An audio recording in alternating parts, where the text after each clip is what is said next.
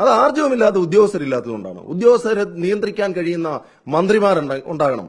ഞാനിപ്പോ കേരളത്തിന്റെ chief wild life വാർഡനോട് എന്തുകൊണ്ട് ഇതിനെ വെടിവെക്കാൻ ഉത്തരവിടാൻ നിർദ്ദേശം നൽകാൻ പോലും വനംവകുപ്പ് മന്ത്രിക്ക് കഴിയുന്നില്ല? ഇത് അധികാരമില്ലാഞ്ഞിട്ടല്ലോ. ഈ ചീഫ് വൈൽഡ് ലൈഫ് വാർഡന് ഈ ജനവാസ മേഖലയിലേക്ക് ഇറങ്ങിയിരിക്കുന്ന കാട്ടാനയെ വെടിവെച്ച് കൊല്ലുന്നതിന് ഉത്തരവിടുന്നതിന് എന്താണ് തടസ്സം? ഇതിനേക്ക് ഇത്ര വൈകാരികമായിട്ട് കാണേണ്ടതായിട്ടില്ല. മനുഷ്യന്റെ ജീവൻ സംരക്ഷിച്ചുകൊണ്ടാണ് ഇന്ത്യൻ ഭരണഘടന അനുസരിച്ച് പാസാക്കിയിട്ടുള്ള മുഴുവൻ നിയമങ്ങളും മനുഷ്യ ജീവന് വില കൽപ്പിച്ചുകൊണ്ട് തന്നെയാണ്. ഫണ്ടമെന്റൽ റൈറ്റ്സിന് അപ്പുറത്തേക്ക് ഏതെങ്കിലും നിയമത്തിലെ ഏതെങ്കിലും വകുപ്പുകൾക്ക് വ്യാഖ്യാനമുണ്ടോ? വന്യജീവി സംരക്ഷണ നിയമം ഇന്ത്യൻ ഭരണഘടനയുടെ ഫണ്ടമെന്റൽ റൈറ്റ്സിനെ മുകളിലേക്കാണെന്ന് എവിടെയെങ്കിലും പറയുന്നുണ്ടോ? ഇന്ത്യയിലെ ഒരു നിയമവും മനുഷ്യജീവന് മുകളിലേക്ക് അല്ലെങ്കിൽ വന്യമൃഗങ്ങൾക്ക് ഫണ്ടമെന്റൽ റൈറ്റ്സ് ഉണ്ടെന്ന് ഇന്ത്യൻ ഭരണഘടന പറയുന്നില്ല. അത് നിരവധി വിധിന്യായങ്ങളിൽ വ്യാഖ്യാനിക്കപ്പെട്ടിട്ടുള്ളതുമാണ്. ഫണ്ടമെന്റൽ റൈറ്റ്സ് മനുഷ്യനാണ്.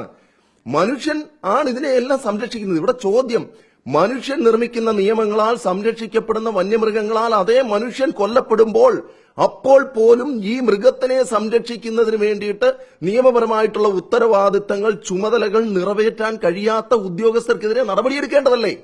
മനുഷ്യന്റെ ജീവൻ നഷ്ടപ്പെടുന്നതിന് കണക്ക് പറയേണ്ടതല്ലേ? ഈ ആന തന്നെ റേഡിയോ കോളർ പിടിപ്പിച്ച് ഈ റേഡിയോ കോളർ സിസ്റ്റം ഒക്കെ പൂർണ്ണ പരാജയമാണ്. ഇതൊന്നും പ്രാക്ടിക്കൽ അല്ല.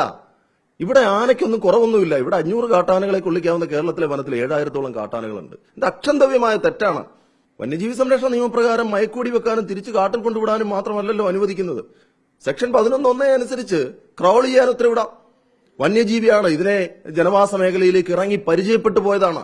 ഇതിനെ തിരിച്ച് വനത്തിലേക്ക് വിട്ടാലും തിരിച്ച് ജനവാസ മേഖലയിലേക്ക് ഇറങ്ങുമെന്ന് ഉറപ്പുള്ള ഒരു മൃഗത്തെ എന്തിനാണ് ഇങ്ങനെ റേഡിയോ കോളർ ഘടിപ്പിച്ച് വീണ്ടും ജനവാസ മേഖലയിലേക്ക് വരത്തക്ക തരത്തിൽ അഴിച്ചുവിടുകയും ആ വന്യജീവിക്കും അതിന്റെ ജീവനും നാശമുണ്ടാകുന്ന തരത്തിലേക്കുള്ള സാഹചര്യങ്ങളിലേക്കും എത്തിക്കുന്നത്?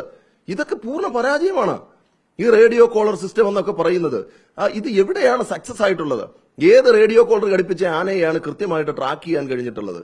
ഇപ്പോൾ തന്നെ ഈ റേഡിയോ കോളർ ഘടിപ്പിച്ച ആന 3ാമത്തെ തവണയല്ലേ ഈ വയനാട്ടിൽ തന്നെ ഈ പ്രശ്നങ്ങൾ ഉണ്ടാക്കുന്നത്? ഇത് ഏതെങ്കിലും സക്സസ് ആയിരുന്നോ?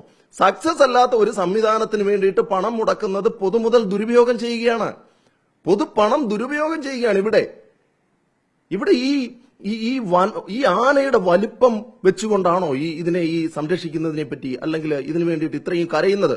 അങ്ങനെയാണെങ്കിൽ ഓരോ ദിവസവും 10,000-കണക്കിന് മൃഗങ്ങൾ മനുഷ്യന്റെ ഭക്ഷണത്തിന് വേണ്ടിയിട്ട് കൊല്ലപ്പെടുന്നില്ലേ?